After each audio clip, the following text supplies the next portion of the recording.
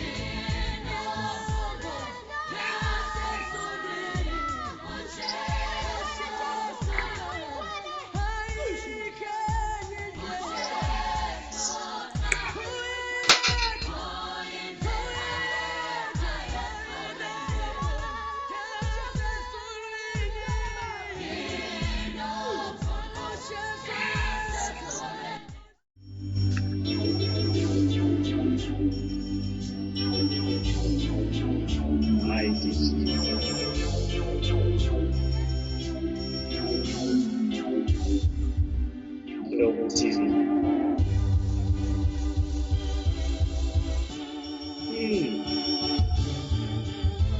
Moyo ingcwele athi indawo nakule zifundo zeBhayibheli.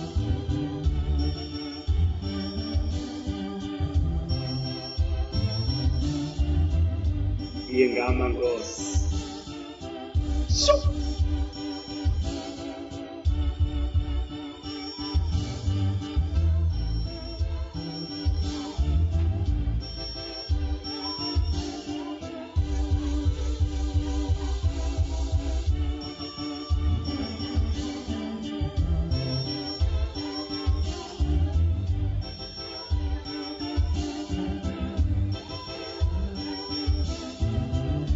Ndlovu TV.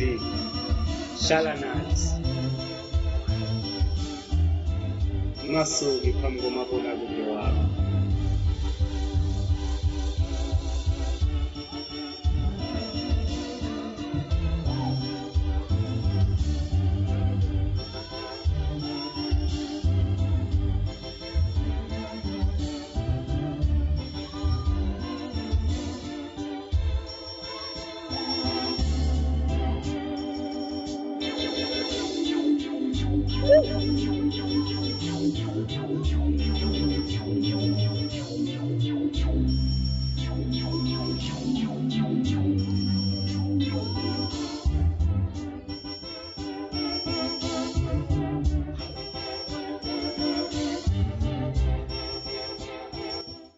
Siyanibingelela uhlelo izifundo zeBhayibheli. Ndlovu TV siyanamukela umabonakude wakho, siyanamukela emakhaya, siyanamukela la nibukela nikhona ngabe uyastreama, siyanamukela online, siyanamukela Ndlovu TV nalo uhlelo lwakho sifunda ngezeBhayibheli. Evikini ledlule sifundile ngokungena endlini kaNkulunkulu ukaHezekiya engena ebukhosini, ukungena kwakhe ebukhosini wangena waya endlini kaNkulunkulu, wavuselela, walungisa izivalo, iminyango yendlu kaNkulunkulu, wabiza izikhonzi zikaJehova ukuthi zilungise, zingcwelise indlu kaNkulunkulu, nazo zingcwelise ukuze isizwe sikaNkulunkulu Israyeli uzokhona ukuthi ulethe kuNkulunkulu iminikelo, ulethe kuNkulunkulu indumiso, ulethe kuNkulunkulu okufanele uNkulunkulu. Namhlanje sizofunda page nje sibheke incwadi la kukhulunywa khona ngokuba ngaphakathi endlini kaNkulunkulu, kodwa ukuqonda onakho kube ngukuqonda okungagcwelanga, ngoba noma usungaphakathi akusho ukuthi wazi yonke into endlini kaNkulunkulu. Kunezinto ozongazazi kungenxa yokuthi uNkulunkulu ubengakakwambuleli zona, ubengakakuniki zona, noma ubungakakulungeli ukuthi uzazi lezo zinto. Noma ungaphakathi ungumholi webandla, ungumholi wesizwe, ungumholi we-organization, kuyenzeka uNkulunkulu angakudedeleli yonke into, ungayazi yonke into ngaphakathi, ungaqondi konke okwenziwa ngaphakathi, noma ungaphakathi, noma uyi-head yenqubo zonke ngaphakathi, kodwa uNkulunkulu akulimithe kwezinye izinto ukuthi ungazazi.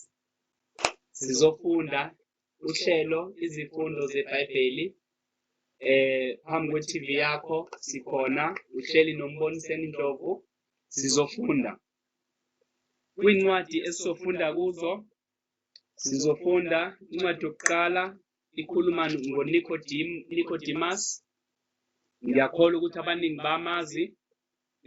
Kwincwadi kaJohane wesithathu sizoqala kuverse 1 seshe nayo, then masuka kuyo sizoya kwincwadi yabaseFilipi besibili verse 8.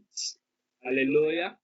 Okay, before abaseFilipi sizoqala kwincwadi yezenzo, sifunde kwincwadi yezenzo chapter 8 sizoqala kuverse 26. Izenzo chapter 8 verse 26. Then sizobe sesiya kwincwadi kaFilipi wesibili chapter 8. Kahle kahle uFilipi incwadi yokugcina. Wasebetholile sifunda ngezibhalo iziqeshana la kubhalwe khona ukuthi wasebengaphakathi endlini kaNkulunkulu babenganikezwanga ukuqonda okupheleleyo noma okugcweleyo ukuqhuba indlu kaNkulunkulu noma ukulida isizwe sikaNkulunkulu. Kodwa noma kunjalo bakhona ukuqhubeka endleleni until uNkulunkulu alethe ulwazi olugcwele, because lokho thina esikwaziyo kuyingcosana okuncane, kuyingxenye yokugcweleyo esingakanikwa kona. Sizofunda wasebetholile kwincwadi kaJohane wesithathu sizoqala kuverse 1. Sofunda nje amavesi ambalwa mase sidlulela kwizenzo. Sizofunda kwasebetholile ngokaJohane wesithathu isahluko 3 verse 1. Isihloko ndaba sithi uJesu ukhuluma noNicodemus. Verse 1. Kwakukhona umuntu wakubaFarisi, nguNicodemus igama lakhe, isikhulu sabaJuda. Verse 2. Lo-ke weza kuye ebusuku, wathi kuye, Rabi, siyazi ukuthi ungumfundisi ovele kuNkulunkulu, ngokuba akakho akekho ongenza lezi zibonakaliso ozenzayo uma uNkulunkulu engenaye. Verse 3. uJesu waphendula wathi kuye, ngiqinisile ngithi kuwe, uma umuntu engazalwa ngokusha angebone umbuso kaNkulunkulu. Siyaqhubeka bangcwele. Ameni. Siyaqhubeka siyafunda Nicodemus, sifunda ngoNicodemus. Siphile kuverse 3 siya kuverse 4. Hallelujah. Verse 4. uNicodemus wathi kuye, Umuntu angazalwa kanjani esemdala na? Angangena ngokwesibili esiswini sikanina azalwe na? Verse 5. Waphendula uJesu wathi, ngiqinisile ngithi kuwe, uma umuntu engazalwa ngamanzi nangomoya, angengene embusweni kaNkulunkulu. Verse 6. Lokho okuzelwe inyama kuyinyama, nalokho okuzelwe ngumoya kungumoya. Verse 7.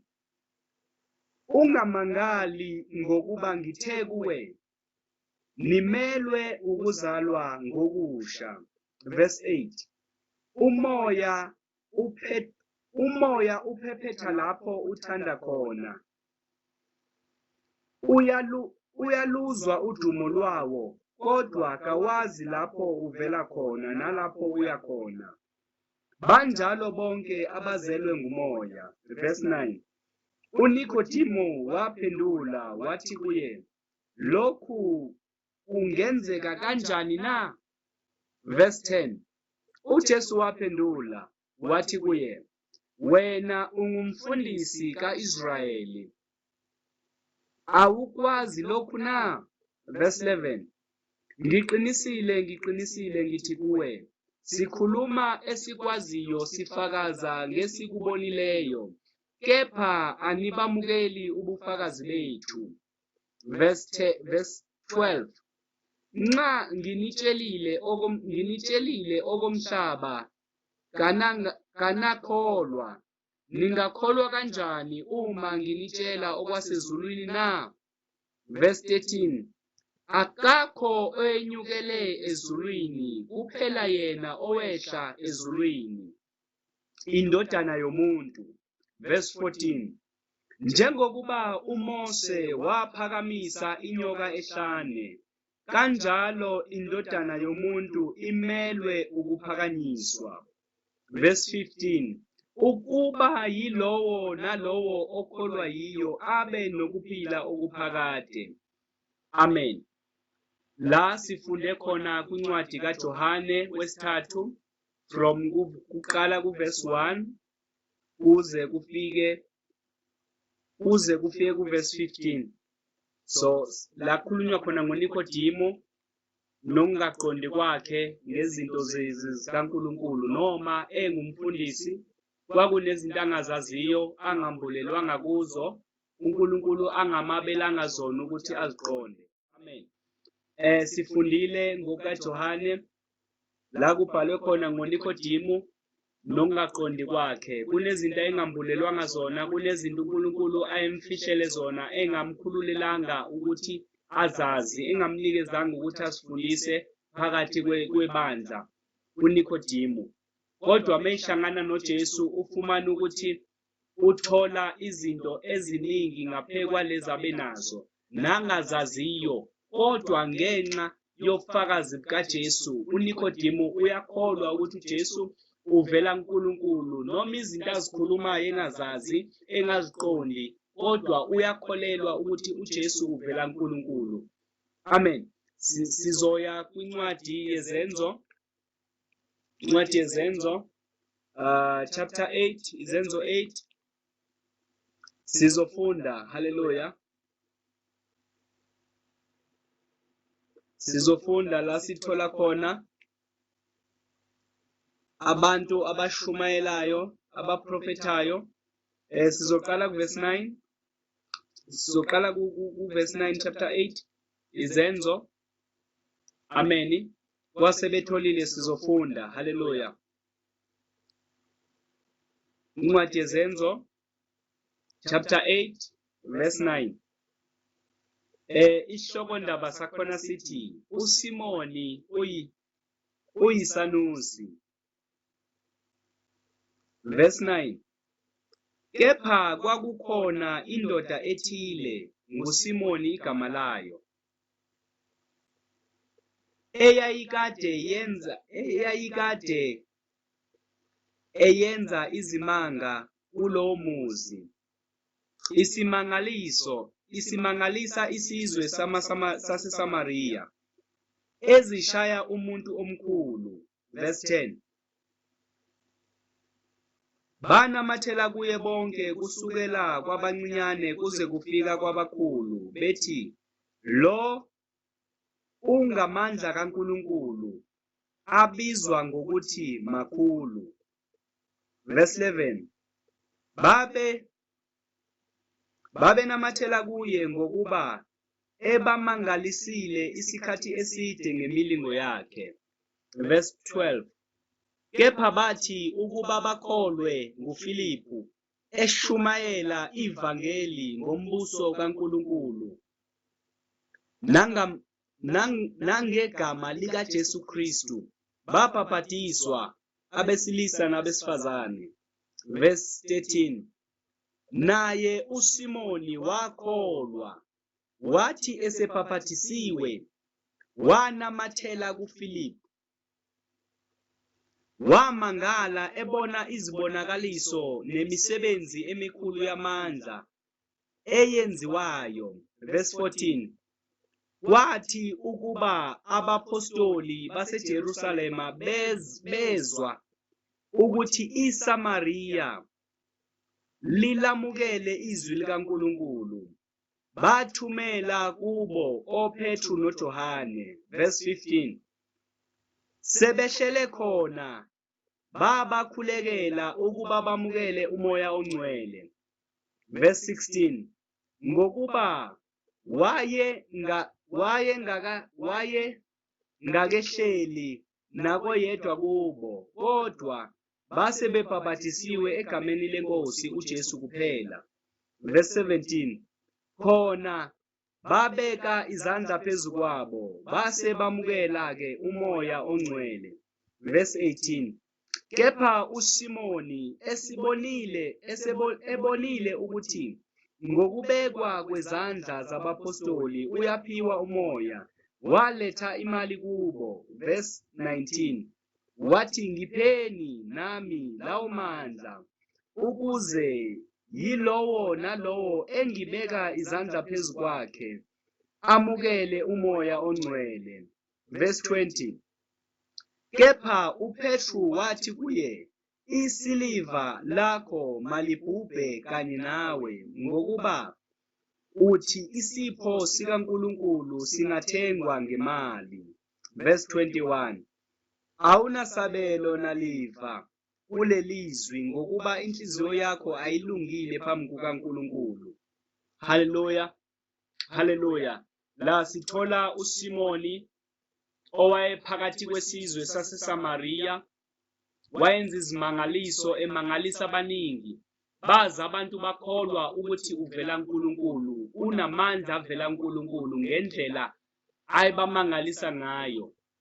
Umbhalo uthi abancane nabadala banamathela kuye uSimoni. Kodwa mhla kufika uFilipu phakathi kweSamariya, wafike washumayela izwi, wathetha ngoJesu, wathetha ngoJesu osindisayo. Haleluya. Washumayela ngeNkosi kuphela, washumayela, engashumayeli ngemangaliso, kodwa eshumayela ngoYesu. Abantu baphenduka bafuna ukubhaphathiswa, wababhapathisa uFilipu. Haleluya. Abantu abaningi baguquka, kwaze kwaguquka nayo uSimoni, owayesebenzisa amandla enza izimangaliso ezinkulu phakathi kwesizwe saseSamariya. Naye waguquka ebona amandla ayekuFilipu, ebona indlela uFilipu ayishumayela ngayo, ezwa amazwi amaningi, amagama ngegama leNkosi uJesu. Haleluya, haleluya. So la sibheka ukungagcwaliseki kokuqonda ukuthi usushumayele kakhulu, kodwa uNkulunkulu unokuqonda ongaphekwa lokho nakho akubekile, angakunikanga kona. Haleluya, haleluya. Sizoya kwenye incwadi. Haleluya. Sizoya kwenye incwadi. Sizoya kwenye incwadi. Okay, sisekhona kwincwadi yezenzo. Sizofunda same chapter. Sizofunda uverse 26. Sizofunda uverse 26 ukuphenduka isihloko ndaba sithi ukuphenduka kwenduna yase-Ethiopi. Ukuphenduka kwenduna yase-Ethiopiya. Verse 26. Kepha ingelosi yenkosi yakhuluma kuFilipu yathi, suka uye ngaseningizimu endleleni ephuma eJerusalema eshela eGaza, yona iyihlane. Verse 27. Wesesuka wahamba, bheka nansi indoda yase-Ethiopiya, umthenwa, isikhulu sika-Khandake, inkosikazi yase-Ethiopiya, ebiphezu kwengcebo yayo yonke, ebifikile eJerusalema iza kukhuleka. Verse 28. Ibisibuya ihlezi enqoleni yayo ifunda umprofeti u-Isaya. Verse 29. Umoya wathi kuFilipu, sondela unamathele kuleyo nqola. Verse 30. UFilipu wayesegijima kuyo, wayizwa ifunda umprofeti u-Isaya, wathi, uyaqonda kambe lokhu okufundayo na? Verse 31. Yona yathi, ngingakwazi kanjani uma kungekho ongiholayo na? Yanxusa uFilipu ukuba akhwele ahlale kunayo. Verse 32. Kepha isahlukwana sombhalo ebisifunda yilesi esithi, wayiswa ekuhlatshweni njengemvu, njengewundlu elithule phambi komgundi walo, kanjalo kawuvulanga umlomo wakhe. Verse 33. Ekuthobeni kwakhe ukwahlulelwa kwakhe kwasuswa. Ngubani ongalanda ngesizukulwane sakhe na? Ngokuba ukuphila kwakhe uyasuswa emhlabeni. Verse 34. Kepha umthenwa wathatha wathi kuFilipu, ngiyacela, umprofeti ukhuluma lokhu ngobani na? Uzisho yena noma omunye na? Verse 35. UFilipu wavula umlomo wakhe, eqala kulowo mbhalo washumayela ivangeli ngoJesu. 36. Verse 36. Wathi besahamba endleleni, bafika emanzini, umthenwa wathi, bheka nanka amanzi, kwalani ukuba ngiphaphathiswe na? Verse 37. UFilipu wathi kuye, uma ukholwa ngenhliziyo yonke, kungenziwa. Waphendula wathi, ngiyakholwa uJesu Kristu uyindodana kaNkulunkulu. Verse 38. Wayala ukuba inqola ime, beshela emanzini bobabili uFilipu nomthenwa, wamphaphathisa. Verse 39. Wathi sebekhuphukile emanzini, umoya wenkosi wahlwitha uFilipu, umthenwa akabe esambona, kodwa wahamba ngendlela yakhe ethokoza. Verse 40. Kepha uFilipu wefunyanwa e-Azothu, wahamba eshumayela ivangeli kuyo yonke imizi, waze wafika eKesariya. Amen. La sifunde khona, siqeda ukufunda ngomthenwa owephuma kokhuleka eJerusalema. Lithi izwi mayebuya kokhuleka enqoleni yakhe wayihamba efunda. Incwadi ayifunda kuyo kwakungumprofeti u-Isaya. Wayifunda le ncwadi, kodwa engenakuqonda ukuthi ngakube umebhala umprofeti u-Isaya wayibhala ngaye noma wayibhala ngomunye umuntu. Ngenkathi umoya kaNkulunkulu ukhuluma noFilipu uthi makasondele eduze kwakhe, wezwa uFilipu incwadi ayifunda kuyo, wasembuza ukuthi uyayiqonda na lento oyifundayo. umthenwa wachaza kuFilipi ukuthi ngingayiqonda kanjani engekho ngichazelayo. Haleluya. Umthenwa wayebuya kokhuleka, kodwa siyabona ukuthi kumazwi ezibhalo ayengambulelekanga kuye umthenwa ukuthi awaqonde. Haleluya. Noma ephuma endlini kaNkulunkulu, kodwa icebo likaNkulunkulu kwakukuthi afinyelele ekwazini, afinyelele ekuqondeni, afinyelele kokupheleleyo. That's why uFilipi wasondela, uNkulunkulu waletha uFilipi umthenwa ukuba amfundise, amchazele, amambulele izinto ezingambulekanga kuye. Haleluya. uFilipi uma efika naye ufike ushumayela ngoJesu nakumthenwa. Ushumayela ngoJesu, washumayela ngoJesu, wakhuluma ngoJesu Kristu kuye umthenwa, ngokuba incwadi ayeyifunda kumprofethi uIsaya yayibhalwe ngaye uJesu, lo ayesemshumayela emambulela. Wayekhuluma isambulo uFilipi kumthenwa. Umthenwa wayengenakuqonda lutho ngakho, kodwa uthe uFilipi esekhulumile, umthenwa wafinyelelwa ukuthi ayiqonde incwadi eyayibhaliwe. Waziqonda izibhalo ngenxa yesithilelo uFilipi asithetha kuye. Haleluya. Kwincwadi kaFilipi wesibili verse 8 ithi, wathi efunyenwe enjengomuntu ngesimilo wazithobisa, elalela kwaze kwabasekufeni, yebo ekufeni kwesiphambano. La uverse 8 usibuyisela back kwincwadi yezenzo eyayifundwa ngumthenwa, le uFilipi afike wayambula. Siyafunda la kwincwadi kaFilipi ukuthi verse 8, wathi efunyenwe enjengomuntu ngesimilo wazithobisa, elalela kwaze kwabasekufeni, yebo ekufeni kwesiphambano. Ikhuluma ngoJesu. uFilipi ukhuluma ngoJesu. uFilipi ushumayela uJesu. La ihamba khona uthetha ngegama lenkosi, uthetha ngamagama enkosi uJesu. La emakhona, la edlula khona, la ehlala khona, uthetha ngoJesu, uthetha ngenkosi. Haleluya. Haleluya. Izifundo zeBhayibheli namhlanje sithola ukuthi kunabantu abangaphakathi endlini kaNkulunkulu abangasifumananga isishilelo, abangasifumani izambulo. Haleluya. Kodwa bakhona, bayafundisa, bayashumayela, bayahola ibandla, bayahola ama-organization, kodwa isambulo asikho kubo.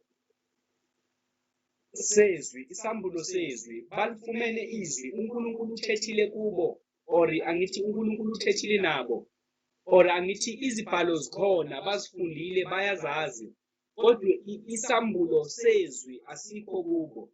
Nokuba belifunda, kodwa isambulo salo asikho kubo. Haleluya.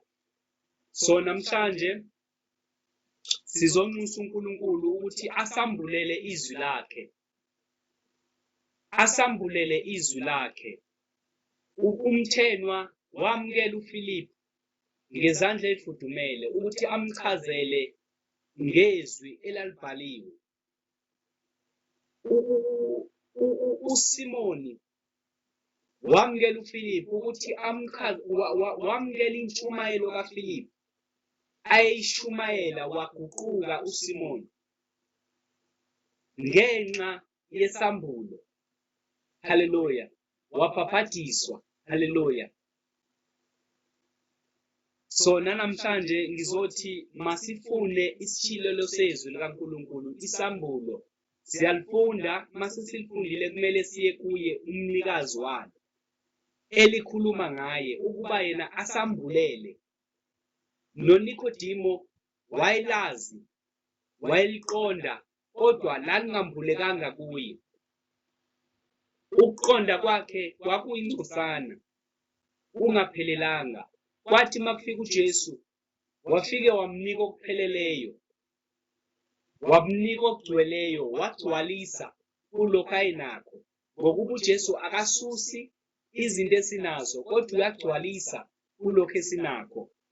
Uyasho kwamanye amazwi athi angizange ukuzochitha lokho eninakho kodwa ngizogcwalisa.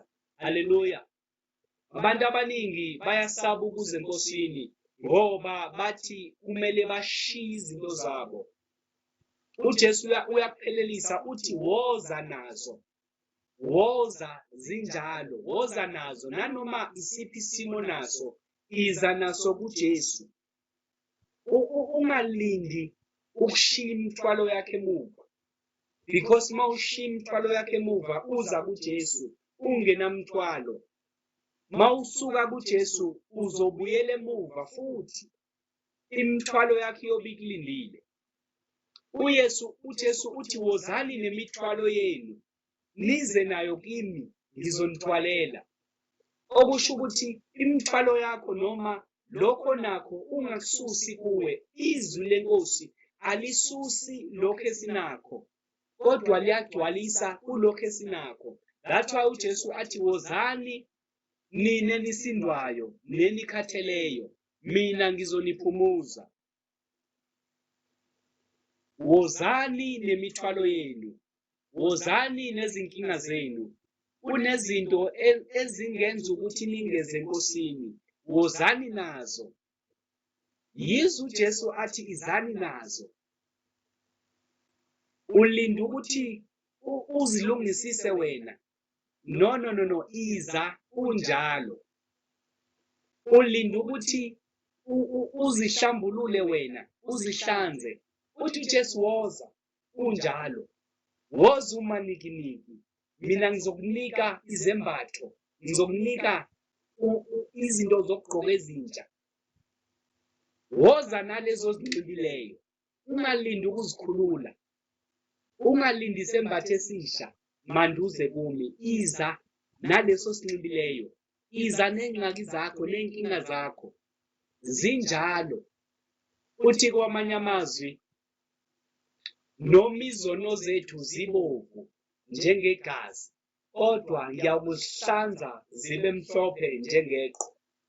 Sisithembiso sakhe esimile ukuthi akunanto eyosenza singasindiswa, akunanto eyosenza singaguquki, akunanto eyosenza singabhaphatiswa, akunanto eyosenza singamngeliswa umoya ongcwele, akunanto eyosenza singakwazi ukuza enkosini. Iza zinjalo, iza nazo. Ziyasinda, iza nazo. Haleluya. Uyahluleka ukufakaza ngazo, iza nazo. Akuthetheki, awukhona ukukhuluma ukuthi ubanjwe intoni, iza nazo. Noma ungangathetha, iza kuJesu. Noma ungafakazanga ukuthi usukaphi, iza. Mawusungaphakathi uphakamisa isandla sakho uthi ngiyakholwa ukuthi uJesu inkosi, uyawusindiswa. Iza mntakababa, iza zinjalo. Noma izinto ozenzile, noma izinto ozibonile, noma izinto ozithwele ngeziqu zomzimba, iza zinjalo. uNkulunkulu khona uzokuphumuza, uNkulunkulu khona uzokwamukela zinjalo. Ayikho into enamandla okusahlukanisa nothando lukaNkulunkulu. Uthando lukaNkulunkulu silizwa kanjani? Kumele siye kuye, kumele simamukele. Yini eyenza ukuthi ungakwazi ukumamukela? Yini eyenza ukuthi ungakwazi ukuza kuye? Yini eyenza ukuthi ungakwazi ukwamukela insindiso, wamukela ivangeli, wamukela izwi lenkosi, wamukela igama lenkosi? Imibhalo ithi uFilipi washumayela wabathandazela. Bakholwa intshumayelo yakhe, balamukela izwi lenkosi, baphakamisa izandla bathi, Nkosi, libize nami elami igama, ungibizele kuwe. Nawe usangasindiswa, lapha ekhaya usangaguquka, phakamisa isandla sakho uthi, Nkosi, nami libize elami igama. Uthi, Nkosi, nami ngiyakwamukela ube inkosi nomsindisi wempilo yami. Uthi inkosi, inkosi, uthi kwamanye amazwi ensukwini zokugcina wonke umuntu oyomemeza igama lenkosi uyawusindiswa. Hallelujah. Emgodini okuwo ungakwazi ukuphuma kuwo, uthi uJesu noma ungasaphumanga kodwa ensukwini zokugcina libize leli gama, uthi inkosi nami ngikhona, uzungikhumbule embusweni wakho. Noma phi la uvaleleke khona, uthi ophekwendlu angabe sehla, osensimini angabe sabuya, osendlini angabe saphuma, kodwa memeza leli gama, phakamisa isandla sakho, uthi inkosi ngiyakwamukela, uthi inkosi ngiyakholwa ukuthi wena uyindodana kaNkulunkulu ophezukonke. Nasentambama nasehlweni ayikho into, akunasizathu oyokwazi ukuzimela ngaso ukuthi ungani ungayamukelanga inkosi, ungani ungalamukelanga izwi lensindiso uFilipu ayishumayela ngalo. Wafika eSamariya uFilipu, wafika kunendoda emile yenza izimangaliso. Abantu bonke bathi le ndoda uSimoni ivela kuNkulunkulu, kodwa yayiyisanusi, ingazani noNkulunkulu, ingazani nenkosi uJesu, kodwa yayenza imilingo, yayenza izimangaliso. Mayifika uFilipu wafika washumayela, wafika wavangela. Abantu bamukela izwi, banamathela kuFilipu, noSimoni waguquka. Hallelujah. Ngokuba igama lenkosi linamandla, linikeziwe wonke amandla ezulwini, emhlabeni nangaphansi, esihogweni, linikeziwe amandla. Igama lenkosi uJesu libize nawe, uyawusindiswa.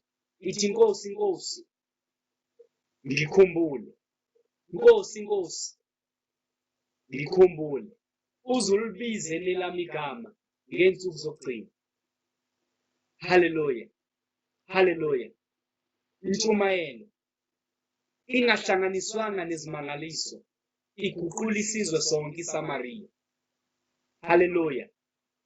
Buyele enkosini, buyele enkosini, uthi inkosi, inkosi nami uzungikhumbule, nami uzungikhumbule. Hallelujah. Izifundo zeBhayibheli, siyabonga ukumamela kwakho.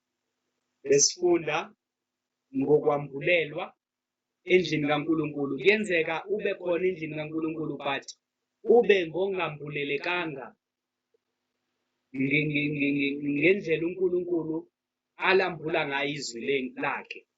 Izwi uyalazi kodwa awumbulelekanga kulo.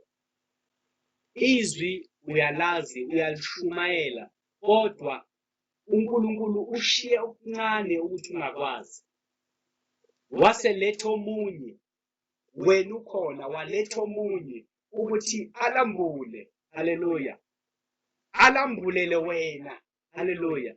Ukuze wena uthole ukuqonda okungaphezu kwalokho nakho. Haleluya. Uthi uJesu sifakaza ngobufakazi, kodwa niyabunqaba ubufakazi bethu. Hallelujah.